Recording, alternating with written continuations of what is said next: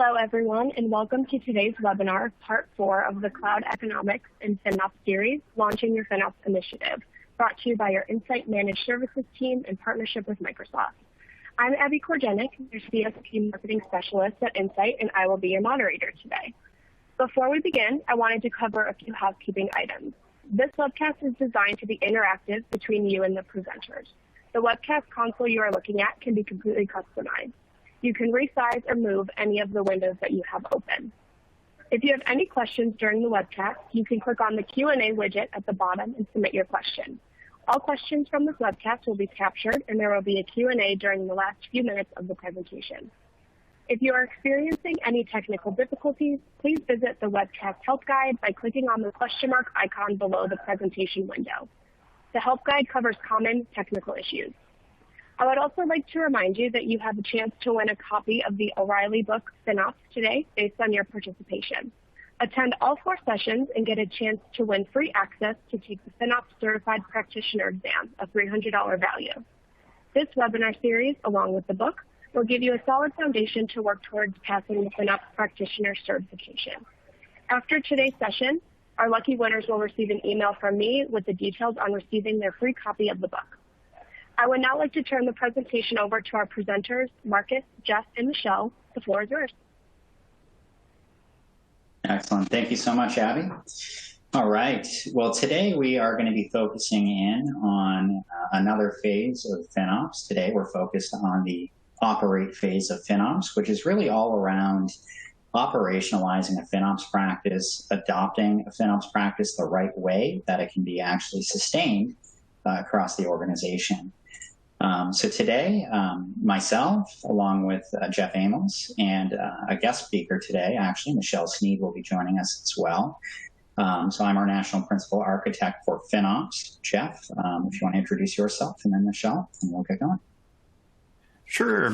Thank you, Marcus. My name is Jeff Amos. I am a cloud financial architect. It's a unique role at Microsoft. You could think of it as a data center architect that likes to do his own taxes. It is a pleasure presenting with both Marcus and Michelle today. They're going to make the presentation amazingly easy for me because they're both exceptionally good in this area. So absolute pleasure joining everyone today. Good afternoon, everybody. I'm Michelle Sneed. I am the director of our change management practice here at Insight and really focused on making sure that while we're looking at all the technical components and the financial components, we're also looking at that human element. So spend some time talking today how to make sure at the end of the day that people are adopting FinOps and certainly using it. So excited to be here and looking forward to certainly sharing some of the things that we've learned. Awesome. Thank you, Michelle. All right. So today's agenda, again, is really focused around the FinOps operate phase, which is around culture, process improvement, education, training, value to the business, organizational change management. So we're really going to go into, some detailed discussions around adopting FinOps, recommended FinOps processes and cadences that you should be putting in place, continuous improvement for governance, optimization, and automation capabilities, education and ongoing training, as well as, kind of the top challenges that FinOps teams are faced with today. And then we'll talk a little bit of a deep dive into organizational change management and why that is so important for the adoption and ROI of a FinOps practice. All right, so some of the key activities in the operate phase, if you recall, we've seen this matrix in the last few sessions as well around inform and optimize. Today, operate is really all around culture, process improvement, and again, value to the business. So how is the FinOps team continually providing value to the business, bringing improvement to process and operations, and just, being a partner to these technology teams that are out there in the cloud today. So some of these key activities are things like refined governance, automation, and controls around cloud usage. Some of them, again, are more cultural and people-oriented, like collaboration, meetings, the right cadences in place, creating that shared accountability model, and then change management, change resistance, education, and continuous process improvement are, some of the areas that we're going to be focused in on today. And again, I just want to bring up the fact that, most organizations don't try to do everything all at once. And when it comes to the operate phase, a lot of organizations, don't really think about adoption and sustainability when they go through those first couple of, inform and operate phases. And then they realize, there's probably better ways that we can do this. There's probably better ways that we can get, buy-in to this kind of activity. In a lot of cases, they start looking at adoption and change management a little bit later in their journey, maybe in that walk stage or even sometimes in that run stage to really start maturing. And we've seen that with a lot of organizations that, are trying to remediate FinOps instead of put it in place from the start. So I want to talk a little bit about adopting FinOps because, again, a lot of organizations kind of wait to go through some of these processes until it's a little late in the game. But really, you need to start thinking about right away, who your stakeholders are across the organization. So when you start going down this roadmap here of adoption, you'll see that there's about 9 different bubbles here that you're going to have to, start navigating through on this journey. The first area is really all around planning. So seeking out, who your stakeholders are, talking with key sponsors and stakeholders within the groups, research all of your impacted groups, and then start creating a plan. So paint out the future state. What is that going to look like? What's that FinOps org and that FinOps practice going to look like? One of those pieces is identifying an organizational home for FinOps. A lot of organizations I've seen, have FinOps that have grown from the finance area. A lot of folks have a FinOps org as part of a greater cloud center of excellence organization. I've seen FinOps as part of a cloud governance team. I've seen FinOps as part of procurement. So the big thing is identifying where it makes the most sense in your organization for your FinOps practice to live. As a best practice, I would say a cloud center of excellence is probably a good place to land that. Oh, quick question on that. It wasn't in the chat, but as you were speaking, it kind of popped into my head. From your historical experience, where does it land best? Or as you mentioned, maybe it's organizational driven, because I receive that question from customers quite a bit. Does this role start in finance? Is that the best placement? Or does it start under like the CTO organization? And where it starts might not necessarily be where it lands and lives after it matures. So in a lot of cases, I've seen FinOps starting within cloud governance teams, because in a lot of cases, that cloud governance team is really the first one that's thinking about, what are the guardrails? What are the tags that need to be in place? What are some of those maybe cost center codes, things like that we need for finance? And it a lot of times starts from that governance discussion and then eventually morphs into, bringing in these different areas of the business, like finance, like your IT application teams, your sourcing folks, et cetera. So it's just really important to start to think about where this is going to land, though. Depending on where, if you have a CCOE today, as a best practice, I would typically recommend that it's a function of your Cloud Center of Excellence team. Cool. Great. Thanks for answering that. There's very good points. So, once you identify, kind of those stakeholders and where that FinOps team is going to live, you want to start developing and thinking about things like KPIs. What are the KPIs that are going to be used to measure your success? How are you going to bring these supporters together to demonstrate, current state, your pain points, the roadmap, the value proposition? How are you going to request additional resourcing? These are all questions that you need to start to think about. And then engage your stakeholders community. So when you're preparing to deploy or roll out this practice, you need to communicate, the values that are central to the change. So why are we making this change? Why is it important? And what's your role and your responsibility in this change? And when you're, again, those KPIs, but also that interaction model between FinOps and IT, controllers, app teams, et cetera, and how that is going to, work organizationally within your company. And it's a good point about KPIs as well, because they evolve over time. In our previous session and within this webinar series, we dove a little bit more into KPIs about the fact that different audiences have different perspectives and time frames. They want to see per quarter at the executive level versus per day, perhaps at a technical level. So it's great to see it represented in this roadmap at multiple points, keeping in mind that there's iterations of modernization of even those KPIs over time.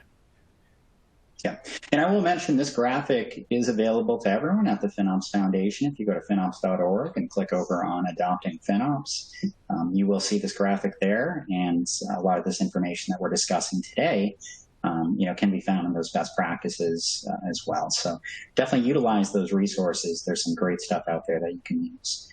And when you're defining and building out this model, preparing the organization for change, this is really when organizational change management can come in to really make a difference. So getting stakeholder engagement, communication, education strategies, workflows and processes that should be in place, accelerators and templates and framework playbooks and all sorts of things that you can roll out to your organization to increase the likelihood of adoption and participation in this practice.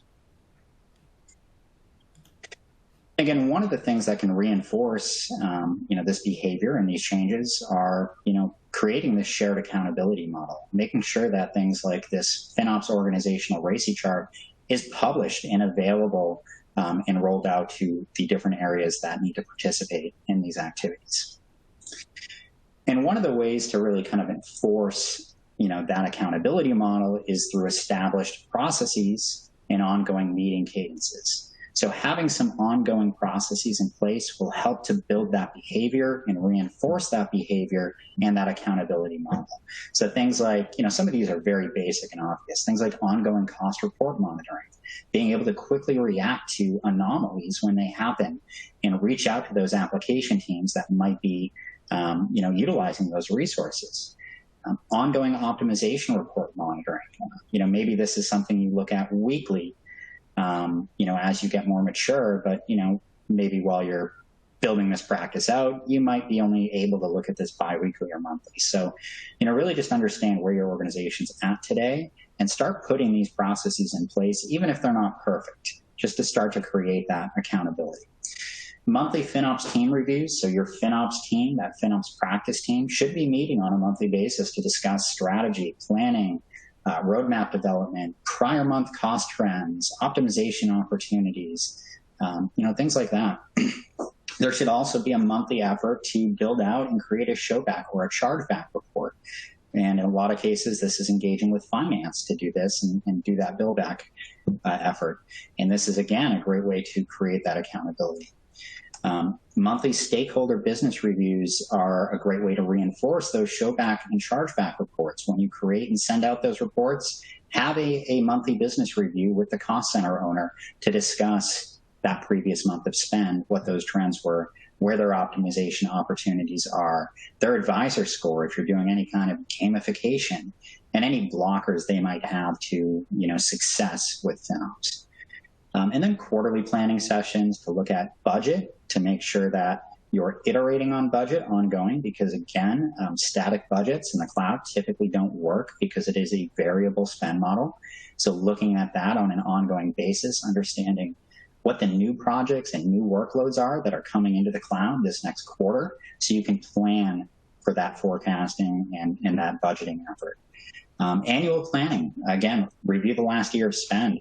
Look at service growth, service level growth across your organization, and identify potential new areas where you should be looking at maybe service level discounting discussions with your cloud. So these are all different things. Sorry to jump in there. One party we may have missed, especially on the annual planning, is procurement. Those folks that negotiate with the cloud providers for the meters that you will project out that you'll be consuming over the next quarter or fiscal year. It may roll into that finance organization that's called out.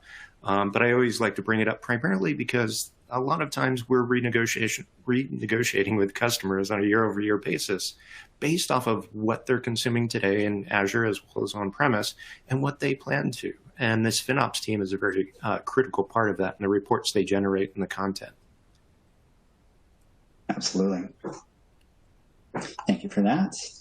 All right, so we're going to go to our first poll question of the session. So this question is, does your organization have established ongoing cadences or meetings between your FinOps and your cost centers or business unit stakeholders?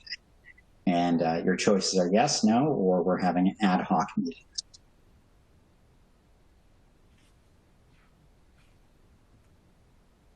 I'll just give folks a couple of minutes here to respond.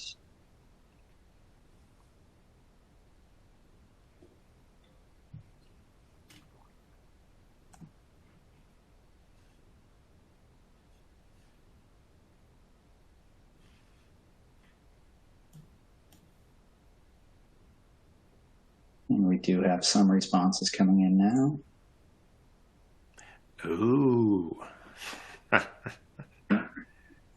So I'm not surprised. You know, most of the organizations that we're discussing, you know, FinOps with today are not necessarily planning, you know, with these ongoing meetings, these cadences, and a lot of times are responding reactively to issues, you know, with these ad hoc meetings. I'm not entirely surprised by that. All right. So getting into some additional, you know, policies and automation and process improvement areas that you can start to look at when you're in the operate phase. When it comes to Microsoft and Azure, you can set Azure policy to help you automate some of these governance and financial governance, as well as optimization capabilities in the cloud. So for example, if you have a tagging initiative, you can create Azure policies to modify tags, you know, on specific resource groups or require tags on resource groups, and then modify and inherit those tags down to the actual resources. So that takes a lot of the burden away from your actual architects and engineers. If they get access to a resource group, you know, those tags, those policies should already be in place so that they don't even need to think about that. And those cost centers, you know, those business unit tags are already in place at the resource group level.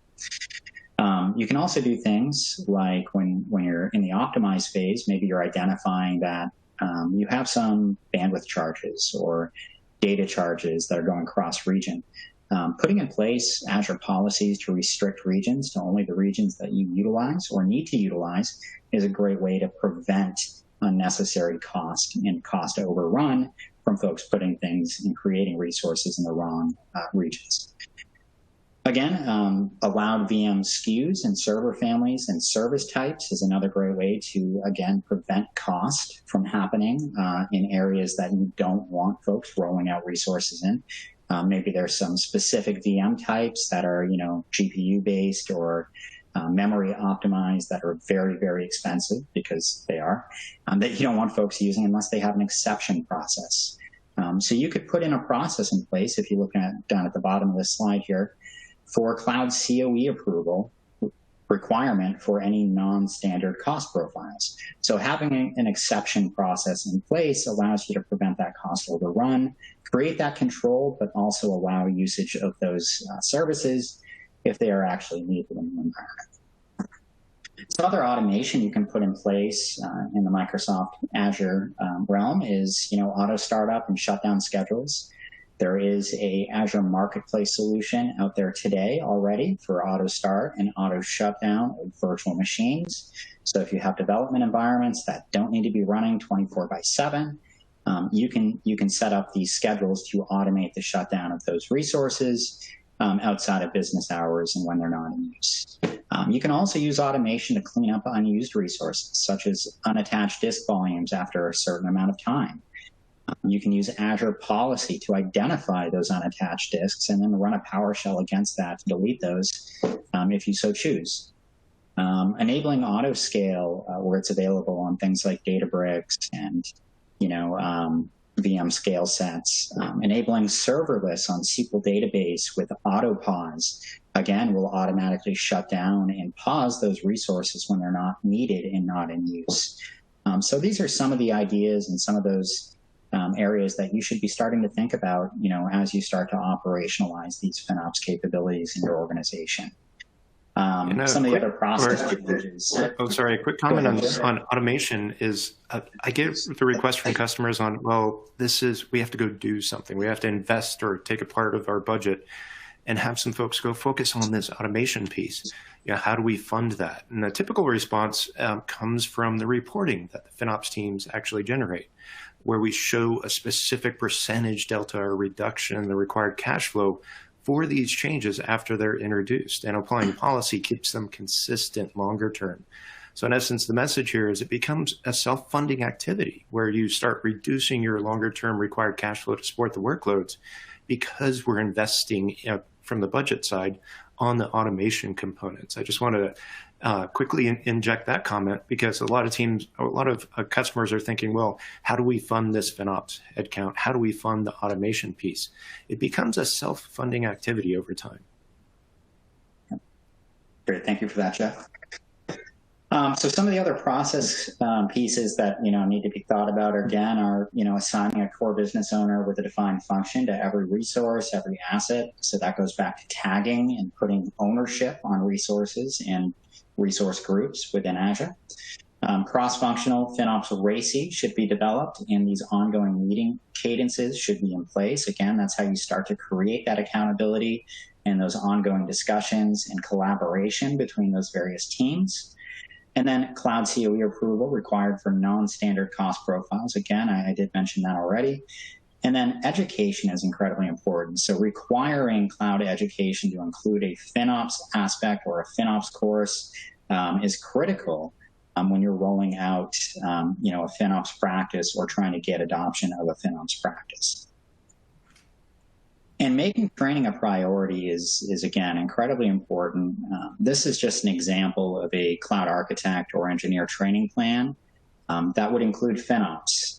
So I've seen this is actually from a real organization that we worked with that rolled out what they called a cloud driver's license. And in order to get your cloud driver's license, and you had to have a cloud driver's license to gain access to any Azure environment, in order to get that cloud driver's license, you had to complete a set of required courses, which included the Cloud Fundamentals course for the public cloud provider that you are creating resources in, how your company uses and achieves its value from the use of cloud, so your company's cloud strategy, how you operate in the cloud, so your cloud operating model, and then how your company uses the FinOps methodology and how each functional group will be impacted and what their responsibilities are. And then you could maybe have some persona or role-specific trainings as well that are part of that program. It's recommended to use a combination of different training types, so mandated, recommended, on-demand options, as well as delivered in person, virtual, and self-service models that will suit the needs of different types of learners. And then gain executive support. Again, define clear job outcomes that will result from learning this. That's a really great example, and I love the term cloud driver's license. A lot of times we also classify it as training for architecting for cost, because you have multiple architectural deployments that you could have on the cloud target. Which one achieves those technical goals and which one does it at the lowest price point that's consistent and maintainable also is inclusive of a lot of that training. So excellent example there. Yeah, no, that's a great point. And, to add on to what you just said too is, make cloud cost an operational metric in the cloud, not just a financial metric. It should be something that is, architected for and planned for, as part of that, request for resources or, whatever your process is today for, rolling out resources. So the next poll question that we're coming to is, has your organization today made FinOps training a priority? Yes, we include it as part of our standard cloud training curriculum. We have some individuals with FinOps training and certifications, or no, we have not. Those are the options that you have for this one. We've got a couple of responses, but we'll give it another minute for other folks to respond.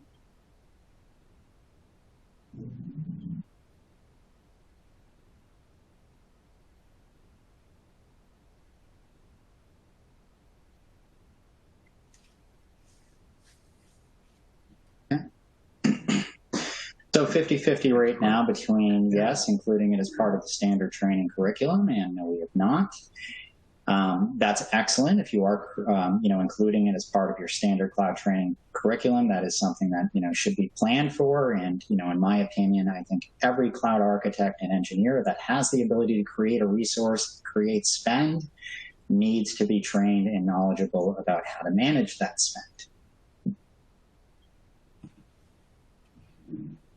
All right, so, the biggest challenges to FinOps success, this is from the State of FinOps Report 2022, which you can find at data.finops.org. And as you'll notice when you're looking at these challenges here is, the number one challenge for FinOps teams is getting engineers to take action on recommendations. The number 3 challenge is organizational adoption of FinOps. And the number 6 is aligning cross-organizational teams. So there's a theme here, and the theme is FinOps teams need to better plan for change, and organizational change management can help. So we're going to pass it over now to Michelle Sneed, who is our OCM lead, and can tell you why OCM is necessary in this kind of practice. Thanks, Marcus. I appreciate it. Organizational change management probably 15, 20 years ago was, truly kind of just a series of activities that launched a project or communicated something. And now what we're finding, quite frankly, is that change management is really about increasing the probability of your project success. It's about managing employees' resistance to change. And truthfully, in many cases, something like FinOps is really people-centric, right? We need people to kind of drive the process, adopt the discipline, and really create it as a cultural practice for your business to see the ROI. And so, there needs to be intention behind why we're doing things, and organizational change management can help with that. And so in many cases, organizational change management around a key activity also starts to spur kind of a change management competency into the organization that may help other types of projects that you're doing as well, or other types of activities that you're trying to launch within the business. Organizational change management is typically kind of a three-legged stool.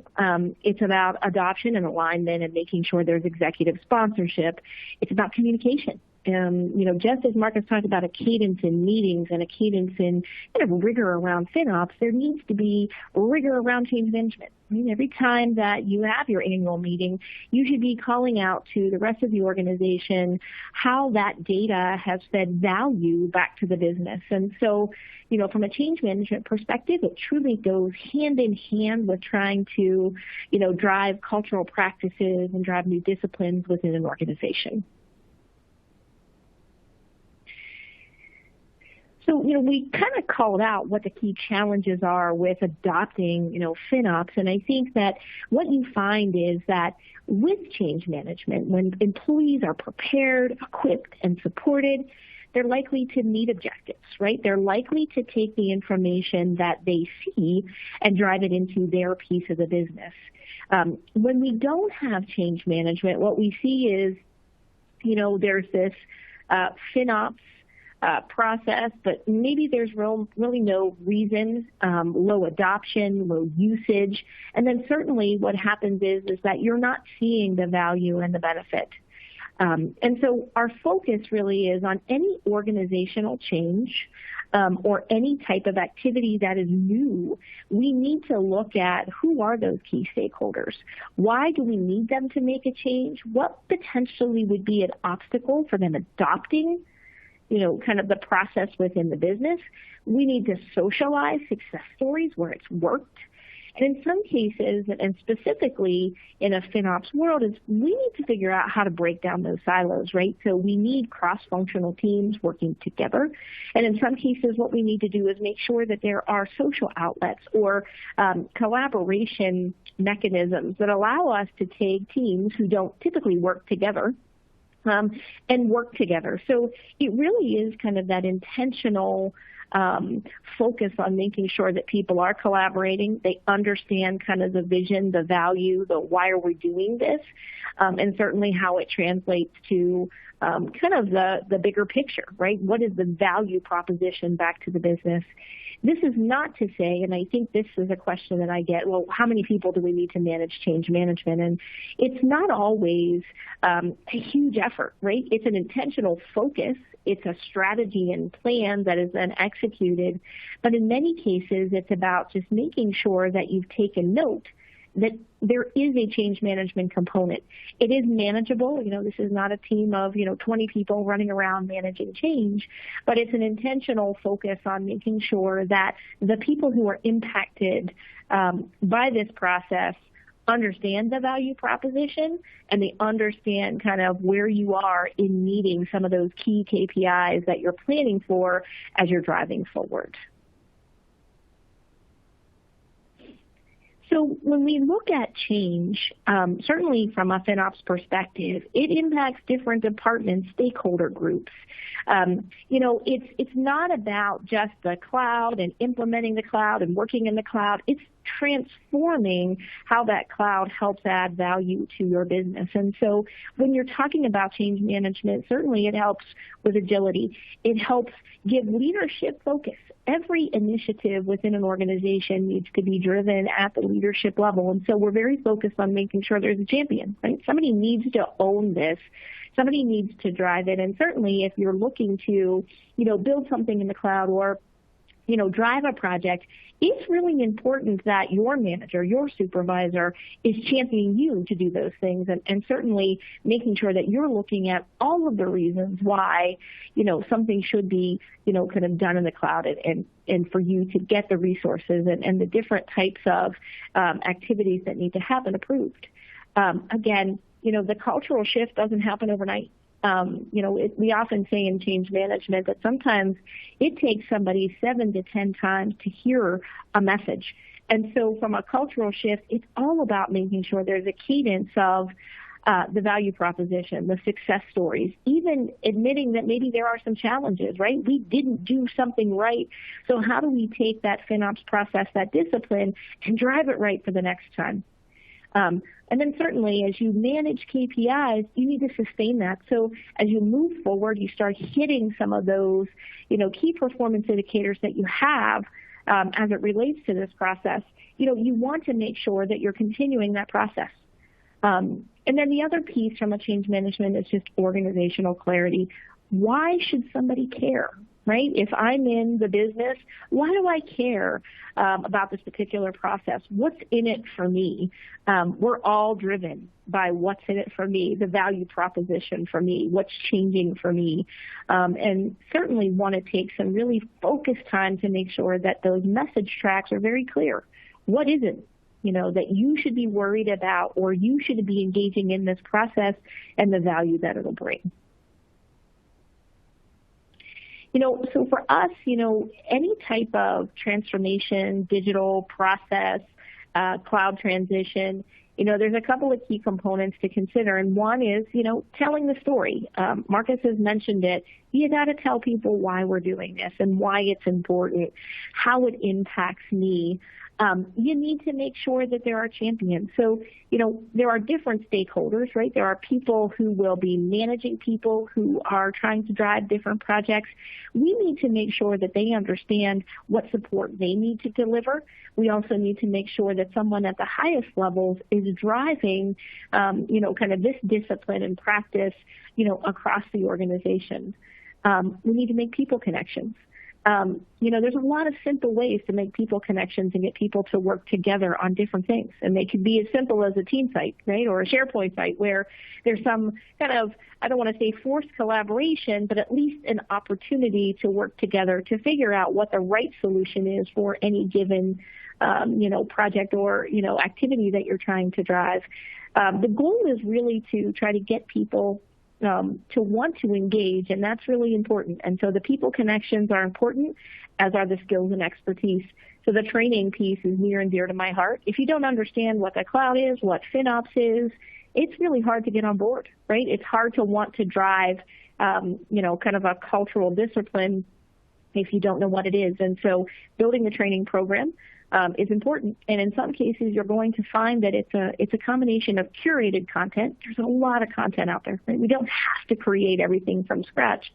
But there's also that custom content that really gets at the heart of why you're trying to put, this particular piece in operation.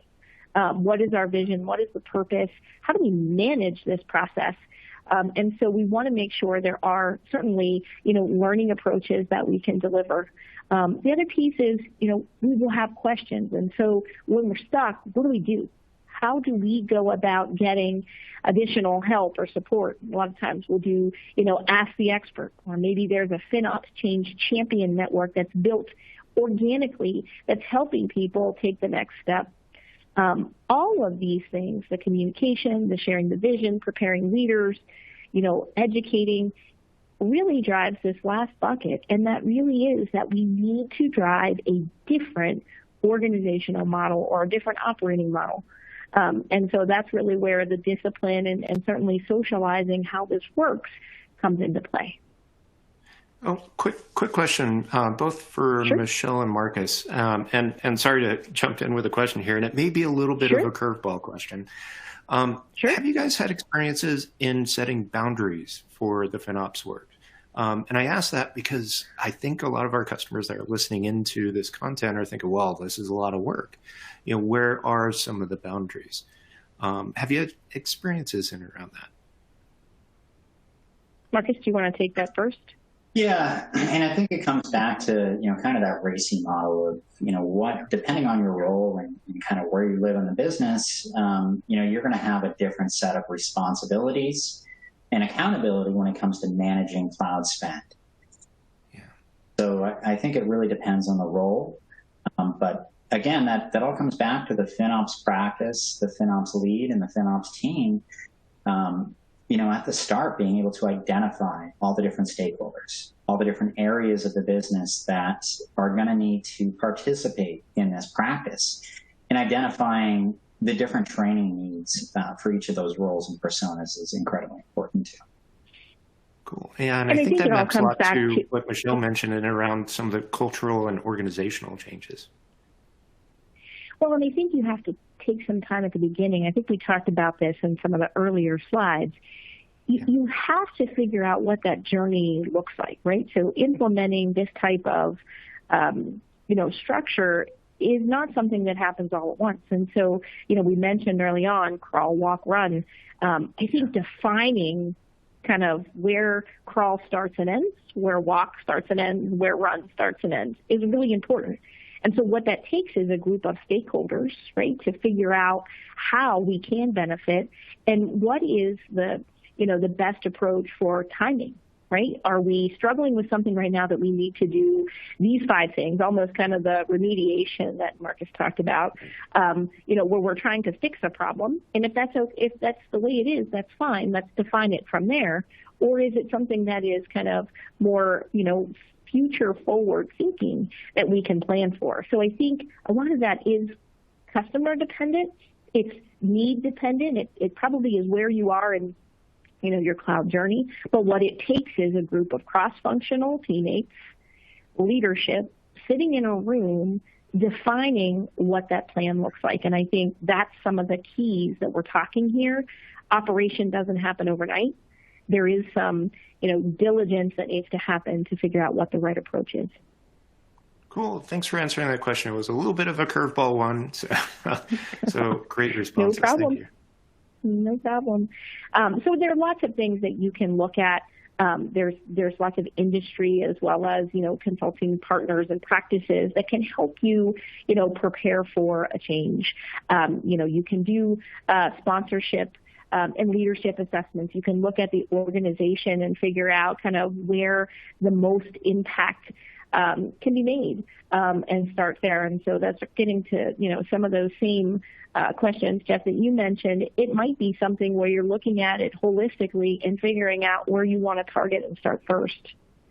Again, you want to make sure there's communication, coaching, training, sponsorship roadmap. You want to make sure that somebody starts this process and drives it all the way to completion But the last one's probably the most important, and it's the ongoing piece. It's how do you consistently manage resistance or people who are not adopting? What is the trigger there, and how do we continue to make sure that we're looking at the top 4 levers to make sure that everybody starts to, take note and kind of drive the activities forward. And again, we want to make sure that we're reinforcing change, and probably one of the best ways to do that is to translate, right, some of the things that are happening from a FinOps perspective. So in those quarterly and annual meetings, translating them to real business meaningful metrics, right? What did implementing this discipline or this practice do for us? Right? How does that translate to real world so that we can truly focus on the what's in it for me? And truthfully, if an organization communicates nothing but the success stories of implementing the discipline, then they've at least done something that benefits the rest of the organization. Someone will take note and realize that they need to be part of that process as well.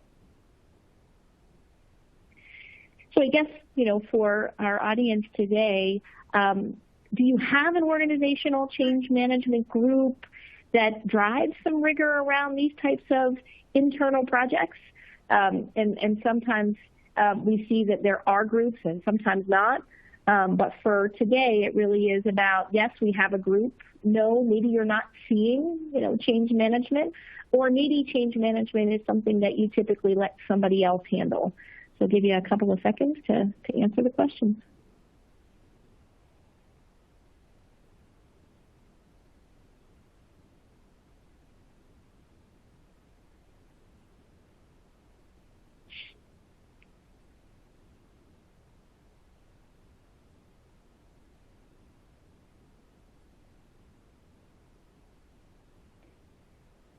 All right. So it sounds like there is some level of rigor. I think it's important if you're leading the FinOps, team, if you're trying to figure out where it fits, that truthfully you're looking at how either your organization or somebody else can help you kind of drive that human element, right? How can you build the vision, make sure stakeholders are engaged, communicate to the teams that will be using the discipline, and then certainly reinforcing that change. All right, Marcus, I will send it back to you. Awesome. Well, thank you for that, Michelle. That was fantastic, as usual. So to summarize, the session we just had and everything we just talked through, in the operate phase, again, it's all around striving for continuous improvement, ongoing operationalizing of these FinOps capabilities, these processes, these meetings, communications, these training plans, maturing the practice while reducing the friction between these various teams that really do need to be cross-functional and collaborating. Ongoing governance improvement, again, adding automation wherever possible. And then, again, using organizational change management methodologies to help drive that adoption and manage change resistance, and, again, improve that ROI of the FinOps practice. So if you want to learn any more, if you missed our prior sessions, you can go to the on-demand videos and rewatch those. Again, we do encourage you to go out and get certified through the FinOps Foundation at learn.finops.org. And again, please reach out to us if you do need any mentorship or help along your FinOps or organizational change management journeys when it comes to cloud. And thank you very much from Insight and Microsoft. We appreciate all your participation, great questions, and great feedback that you provided throughout the series. Thank you so much, Marcus, it's been a Jeff, pleasure and Michelle. presenting with Insight. Oh, sorry, I was jumping in there. No, that's okay. Go ahead. It's a pleasure presenting with Insight, and the content is hugely applicable for our customers because when you're adopting the cloud, it does influence budgetary allocation, investment into your workloads, and it shifts and changes over time. And Michelle, that was a great segment on organizational change because that's just hugely impactful and one of the largest challenges I've seen within our customer base.